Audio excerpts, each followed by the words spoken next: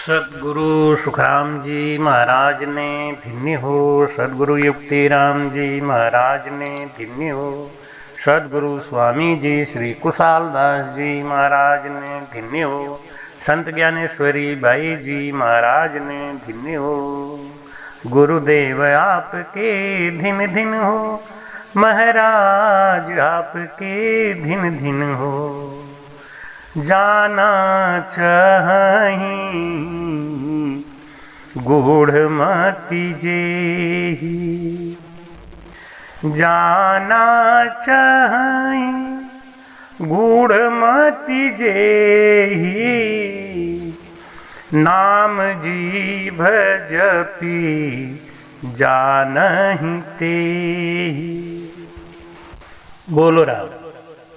महाराज कहते हैं जाना चाहे गूढ़ मति जेहि, नाम जीभ जपि जानहि तेहि। अगर इस राम नाम के गूढ़ रहस्य को समझने की इच्छा है, इस प्रकृति के तत्व को समझने की इच्छा है और अपने को आवागमन से मुक्त कराने की इच्छा है, तो नाम जीभ जपि जानहि तेहि। जैसे कि पिछले सेन के अंग में बात आई कि भजन को जपना है और जीव श्वास के सहारे से जपना है।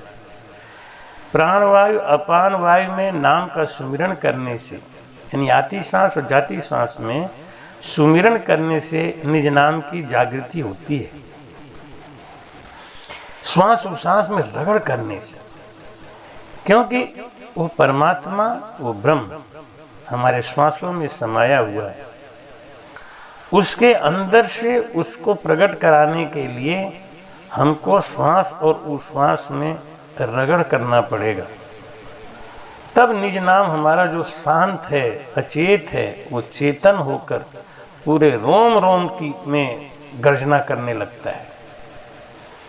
रोम रोम बोले रंकारा। लेकिन कब सिंह है वो सोया हुआ है ना, तो उसको जगाना पड़ता है। और जगाने के लिए उसको कोई न कोई एक भेद, एक विधि है।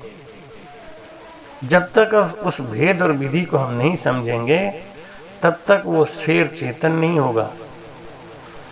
और जब तक वो चेतन नहीं होगा, तब तक वो किसी कार्य लायक नहीं है।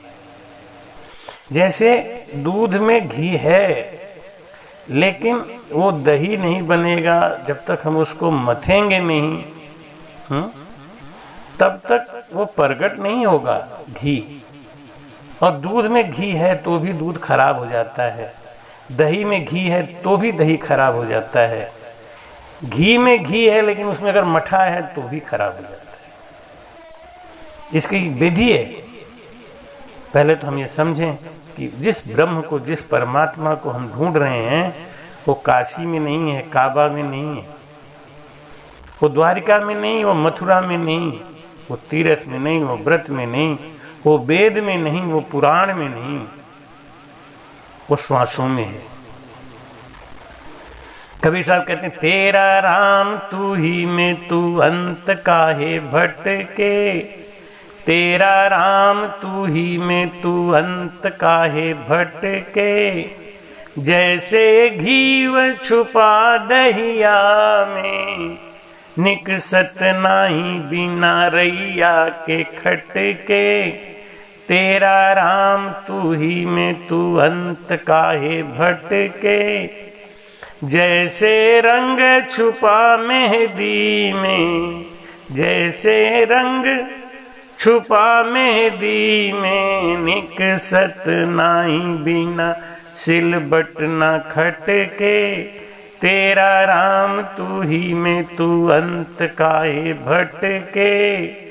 जैसे तेल छुपा रैया में, निकसत नाही बिना कोल्हू में अटके। तेरा राम तू ही में तू अंत काहे भटके।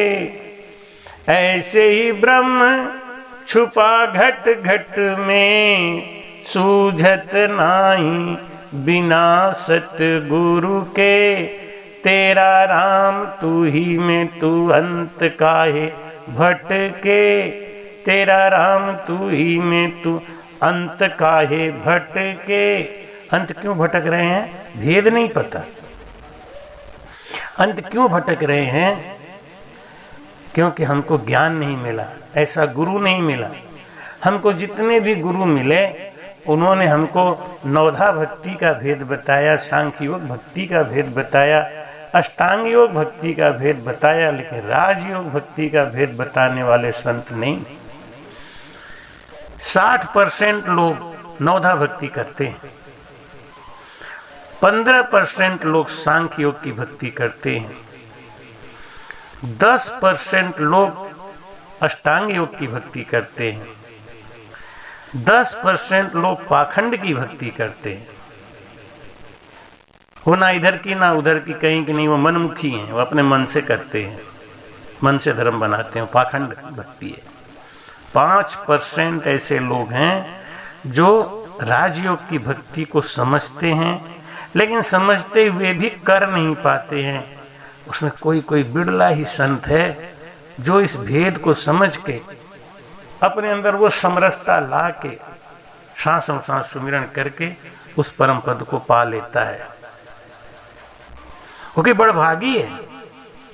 सुमिरन तो सब करते हैं। जब हम एक सांस में नाम सुमिरन करते हैं तब चितवन व ध्यान तो होता है, परंतु चेतन मन जागता नहीं, चेतनता आती नहीं। जब चेतन मन जागृत नहीं होगा तो यह जीव जीव ही रह जाएगा और 84 के फंद में फंसकर चक्कर काटता ही रहेगा।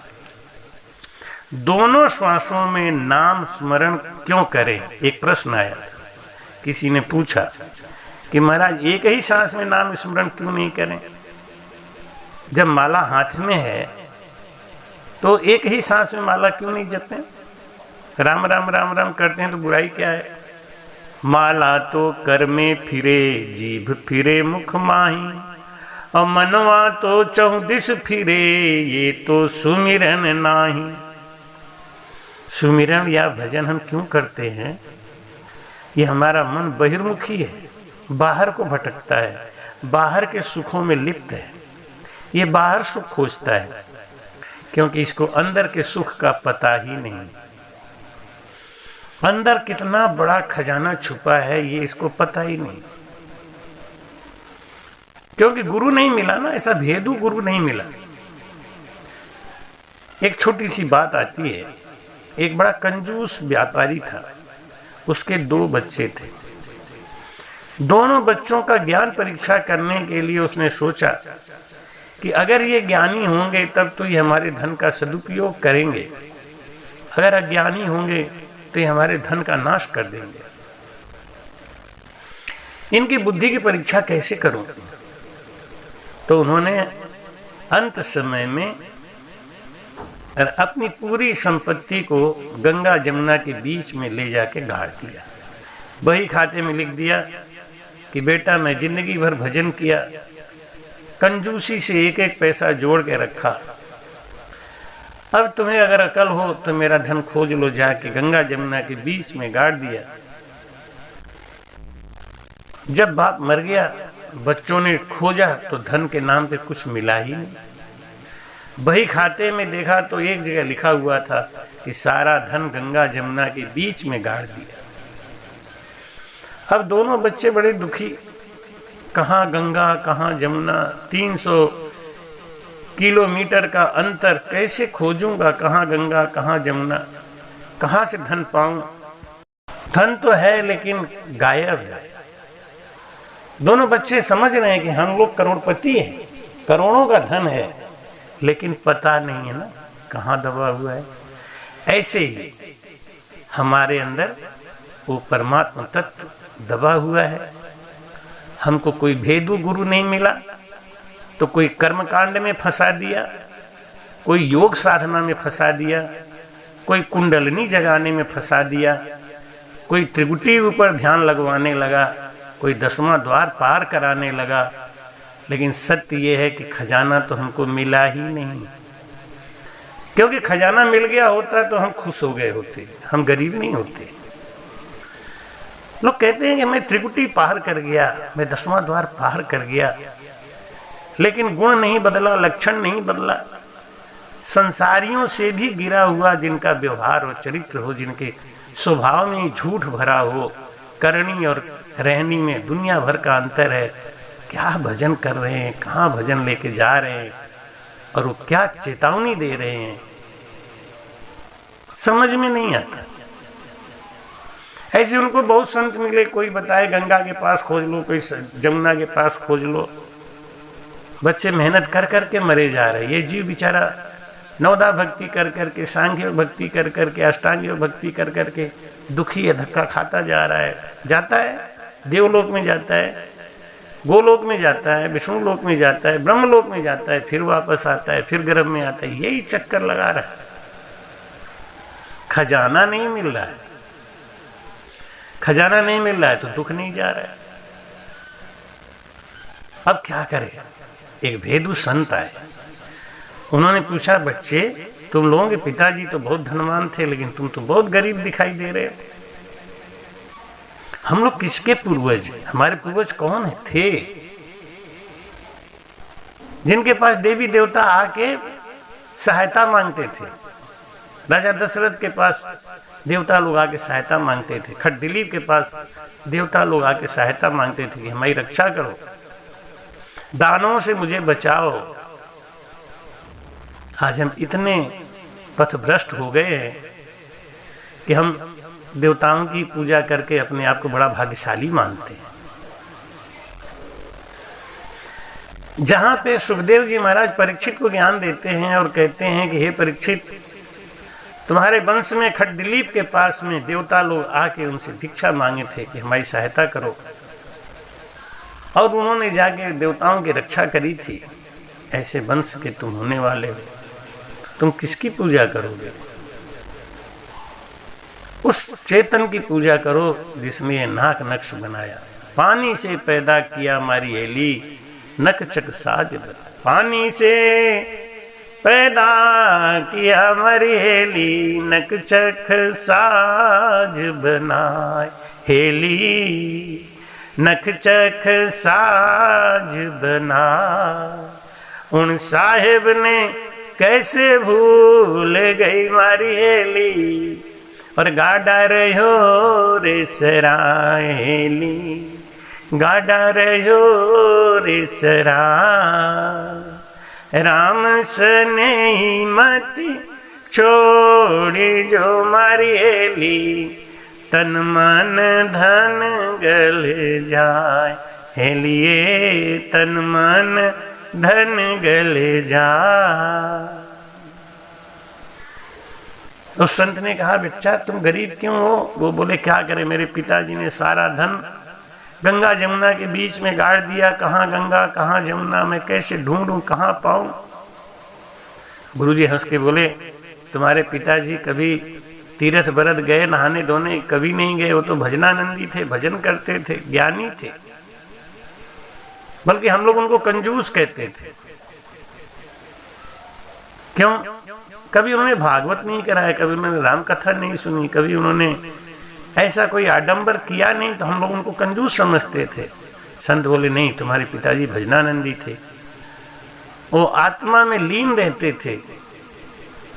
तो कहते उन्होंने धन को ऐसा क्यों किया कि तुम्हारी बुद्धि की परीक्षा ले रहे। ना वो गंगा के पास गए ना जमुना के पास। एक बात बताओ, तुम्हारे घर में गंगा जमुना नाम का कोई कमरा तो नहीं है? नहीं, ऐसा तो नहीं है। अच्छा, गंगा जमुना नाम का कोई खेत तो नहीं है कि नहीं? ऐसा तो नहीं है।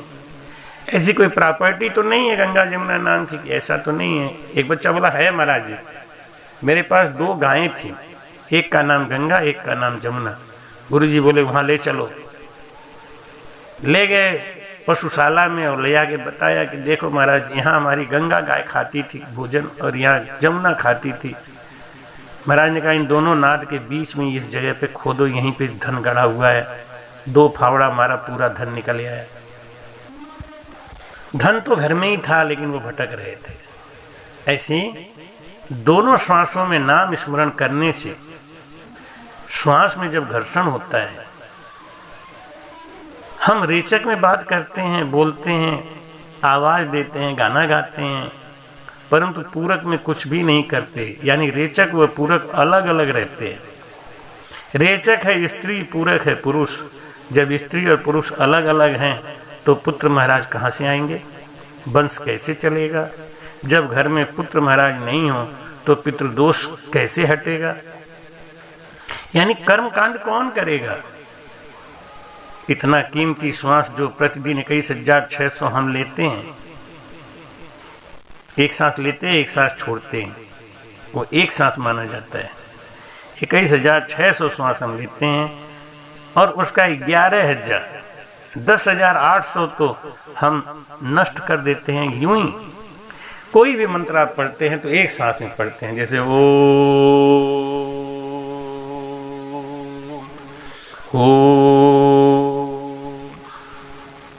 रेचक में तो ओम की उच्चारण किया, लेकिन पूरक में तो हमने कुछ नहीं किया, वो बेकार गया कि नहीं, दोनों सांसों का प्रयोग नहीं हुआ। कहता हूँ कह जात हूँ, कहाँ बजाऊं ढोल, श्वासा खाली जात है 3 लोक का मोल। कबीर साहब इतनी ऊंची बात बोल के गए और हम एक श्वास यूं ही नष्ट कर रहे। वेद पढ़ेंगे, पुराण पढ़ेंगे, महाभारत सुनाएंगे, भागवत सुनाएंगे, रामायण सुनाएंगे, लेकिन ये जो भेद की बात है इसको नहीं बताएंगे।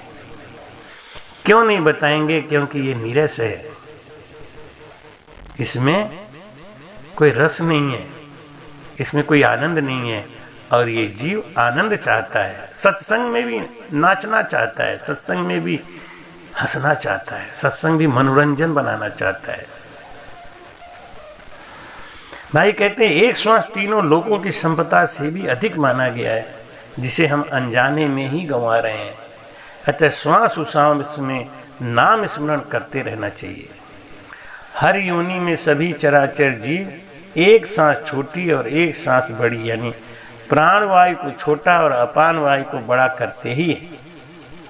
केवल मनुष्य तन में ही यह विवेक जागता है कि हम दोनों श्वास को बराबर करके उस छुपे हुए कीमती रतन को प्राप्त कर ले जो हमारे सांसों में है। उस निज नाम को चेतन करा के आगे आनंद पद में जाने का रास्ता जान ले। जब तक दोनों श्वास में रगड़ करके नाम स्मरण नहीं करेंगे, हमारा जीव माया के आवरण में बंद भोग भोगता ही रहेगा। लेकिन जब रगड़ कर करके कुछ माया का अंश कमजोर पड़ेगा, तब वो चेतन शक्ति प्रकट होने लगेगी। जैसे पुराने जमाने में मिट्टी के तेल का लालटेन जलता था तो उसके कांच में मैल जमा हो जाने की वजह से रोशनी बाहर नहीं आती थी, और जब हम उसको धीरे धीरे अंदर से हाथ डाल के साफ करते हैं, अंदर से, क्योंकि मन अंदर है और अंदर से ही मैला है, तो अंदर से ही हमको जाके उसका राख साफ करना पड़ेगा। जब वो धीरे धीरे साफ होगा तो निर्मल मन जन सो मोह पावा, तब हमारा मन निर्मल होगा और तब हमको उस चीज की प्राप्ति हो जाएगी। पक्षी है ना, दोनों पैरों से उड़कर आकाश में दूर तक जाता है, दोनों पैरों से चलकर मंजिल तक कोई आदमी पहुंच जाता है। दोनों हथेली आपस में रगड़ने पर गर्मी पैदा होती है। स्त्री और पुरुष दोनों के मिलने से पुत्र महाराज पैदा होते हैं। लोहा और पारस दोनों के मिलने से कंचन बन जाता है। इसी प्रकार श्वास और उश्वास में सुमिरन करने से ये जीव शिव हो जाता है। भाई कहते हैं काष्ठ मथन सु अग्नि निकसे, दधी मथन सु घी, श्वास मथन से किशन दास जीव होते हैं शिव। श्वासों का मथन करते रहने से ये जीव शिवपना में आ जाता है, इसका माया हटता है, जीवपना हट जाता है, ये शिव बन जाता है। लेकिन उसके लिए जरूरी है रगड़ करना श्वासों में। जब तक हम श्वासों में रगड़ नहीं करेंगे तब तक हमारे अंदर वो चेतन मन जागृत नहीं होगा, हमारी सुरती जागृत नहीं होगी। जब हम सांस में भजन करते हैं रगड़ करके, तो उस बैराट में बिखरा हुआ वो सत्ता परमात्मा का हमारे अंदर धीरे धीरे उतरता है और कंठ स्थान पे आके जब हम दोनों सांसों रगड़ करते हैं, जब दोनों हाथ चलाते हैं, जैसे कुआं में से पानी खींचते हैं तो एक हाथ से रस्सी नहीं खींचते, दोनों हाथ से खींचते हैं, सटासट सटासट सटासट, पानी ऊपर को आता है, हम प्यास बुझा लेते हैं। इसी प्रकार से जब हम सांस और उश्वास में रगड़ करके भजन करते हैं, दोनों सांस बराबर करके भजन करते हैं, तो बैराट में फैला हुआ वो सता हमारे अंदर आता है। जब एक सांस में करते हैं तो वो सता हमारे अंदर नहीं आकर्षित होता, नहीं उतरता। फिर कौन आता है? देवी देवताओं की रिद्धि सिद्धि मिलती है, हमारे अंदर और भक्ति पैदा होती है। अब जाना है आनंद पद में तो सुरती को चेतन करके जगाना पड़ेगा, उसको उठाना पड़ेगा। क्यों? कि सुरती में जो घुसी हुई चेतन मन है ना, वो जाता है आनंद पद को, वो चेतन मन वो सता जाती है आनंद पद को। जो आनंद पद की सत्ता है उसका वो अंश हमारे अंदर पड़ा हुआ है, लेकिन माया के अंश से दबा हुआ है। तो पहले हम भजन करते हैं, सांसों सांस में रगड़ करते हैं, धीरे धीरे बैराट से वो सत्ता उतरती है कंठ स्थान पे, जीव को चेतन करती है, बस मदहोशी छूट जाती है, लेकिन ताकत नहीं आए। किसी पहलवान को बेहोशी आ गई है तो उसके ऊपर पानी का छींटा डालें तो वो होश में तो आ जाएगा, लेकिन उसकी शक्ति नहीं आई, अभी उसकी बेहोशी टूट गई।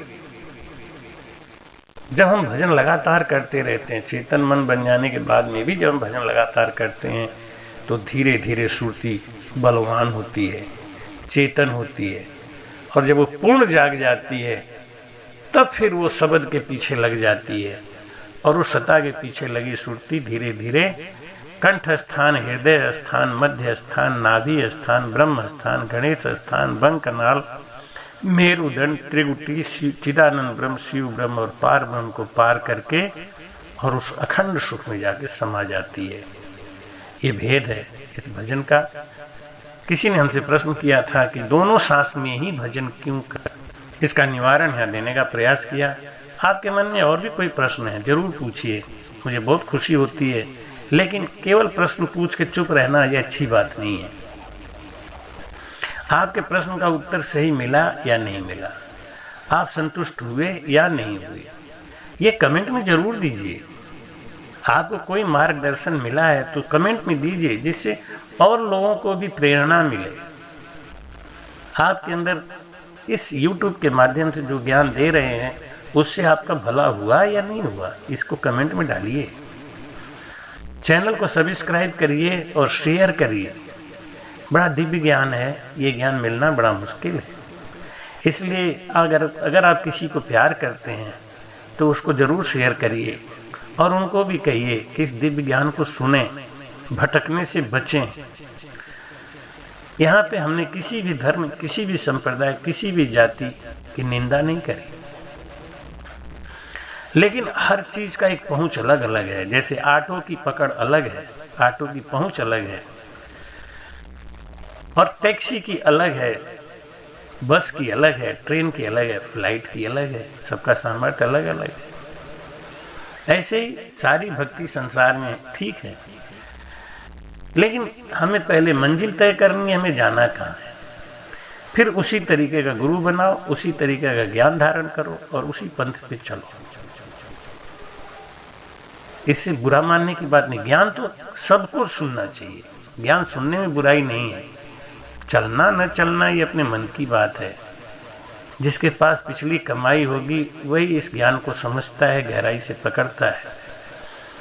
इसलिए शेयर जरूर करें, सब्सक्राइब जरूर करें, लाइक करें, जिससे कि इस सनातन धर्म के सनातन ज्ञान को हम और अच्छी तरीके से उजागर कर सकें। ये ज्ञान दबता चला जा रहा है, आज के ग्लैमर के ज्ञान प्रभाव के तले दब रहा है। इतना चकाचौंध हो गया है सत्संग के नाम पे, इतना आडंबर और पाखंड फैल गया है सत्संग के नाम पर कि ये दिव्य ज्ञान गुलुप्त होता जा रहा है। इसलिए प्लीज़ आप जुड़ें, आपके ऊपर सनातन धर्म का एक भार है, इस झंडे को आगे बढ़ाएं, लोगों को समझाएं कि सत्य क्या है, असत्य क्या है, परमात्मा क्या है, देवता क्या है, भगवान क्या है, भूत क्या है, पितृ क्या है और जीव क्या है, इन सब का भेद हम आपको समझाते रहेंगे। चैनल को आप ध्यान से सुनिए, सब्सक्राइब करिए, ज़रूर ज़रूर ज़रूर शेयर करिए। फिर मिलेंगे, फिर बातें करेंगे और आध्यात्म की बातों को और आगे बढ़ाएंगे। हरा